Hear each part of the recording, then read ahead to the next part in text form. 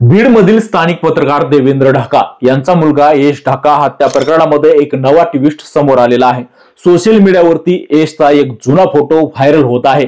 या फोटोमध्ये तो संतोष देशमुख हत्या प्रकरणामधील मुख्य आरोपी वाल्मिक कराड सोबत दिसत आहे। यामध्ये दोघे एका कार्यालयामध्ये उभे असल्याचं दिसते। विशेष म्हणजे हा फोटो एडिट करून त्यावरती एक डायलॉग देखील टाकण्यात आलेला आहे। मैं अपने आप को पुलिस के हवाले कर रहा हूँ, अपने पैसे अपने दबदबे अपने बल से मैं तो छूट जाऊंगा, लेकिन तेरा क्या होगा मेरे दोस्त, तेरा क्या होगा, असा डायलॉग यशच्या फोटो सोबत सोशल मीडियावरती फिरतो आहे।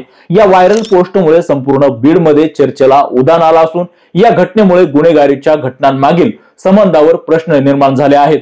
पोलीस या फोटोची ही चौकशी करत असून यश आणि कराड यांच्यात काही संबंध होते का याबाबत देखील शोध घेतला जात आहे। बीड शहर आणि परिसरामध्ये गेल्या काही महिन्यापासून गुन्हेगारीच्या घटनेमध्ये वाढ झालेली आहे। नुकतेच मसाजोगचे सरपंच संतोष देशमुख यांच्या हत्येनं संपूर्ण महाराष्ट्र हादरला होता। या घटनेनं बीडमधील गुन्हेगारी जगतातले धागेदोरे आणि त्यातील दहशत उघडकीस आणली होती। राजकीय वर्तुळामध्येही याचे मोठे पडसाद उमटले होते। काही महिन्यापूर्वी गुन्हेगारीची ही मालिका कमी झालेली नाही। गुरुवारी रात्री पुन्हा एकदा बीड हादरलेले आहे, जेव्हा स्थानिक पत्रकार देवेंद्र ढाका यांचा मुलगा यश ढाका वय वर्ष 22 याची भर चौकामध्ये चाकूने वार करून हत्या करण्यात आली। या घटनेनं बीड पुन्हा एकदा हादरले। कायदा सुव्यवस्थेचा प्रश्न पुन्हा एकदा उपस्थित केला जातोय। ही घटना बीड शहरातील माने कॉम्प्लेक्स परिसरामध्ये गुरुवारी रात्री 8:30 वाजेच्या सुमारास घडली। यश हा अभियांत्रिकीचं शिक्षण घेत होता आणि त्याच्या मित्रपरिवारासोबत तो सक्रिय होता। प्राथमिक चौकशीमध्ये समोर आले की महिन्यापूर्वी वाढदिवसाच्या पार्टी दरम्यान यश आणि त्याचा मित्र सूरज काटे यांच्यात वाद झाला होता। त्यातून दोघांमध्ये वैर निर्माण झाले होते। अखेर याच वैमनस्यातून गुरुवारी सूरजने धारदार शस्त्राने यशवरती हल्ला चढवला। छातीत वार झाल्याने यश गंभीर जखमी झाला होता। नागरिकांच्या उपस्थितीतच ही घटना घडली असून जखमी अवस्थेमध्ये त्याला तातडीने जिल्हा रुग्णालयामध्ये नेण्यात आले होते, मात्र डॉक्टरांनी त्याला मृत घोषित केले। पोलिसांनी तात्काळ सूरजला अटक केली असून हत्येत इतरांचा सहभाग आहे का याची चौकशी देखील सुरू करण्यात आलेली आहे।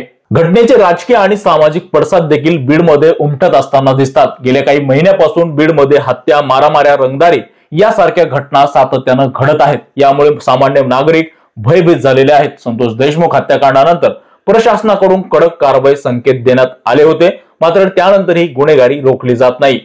गुरुवारी घडलेल्या या घटनेमुळे पुन्हा एकदा कायदा सुव्यवस्थेची स्थिती समोर आणलेली आहे। बीड सारख्या जिल्हा मुख्यालयात भर चौकामध्ये अशा प्रकारे हत्या घडणे हे एक धक्कादायक आहे।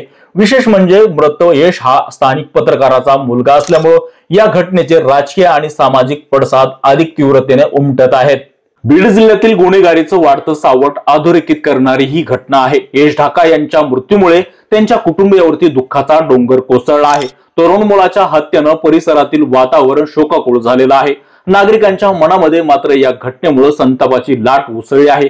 पोलिसांनी या प्रकरणी तपासाची गती वाढवावी आणि गुन्हेगारांना कठोर शिक्षा व्हावी अशी मागणी नागरिकांकडून केली जात आहे।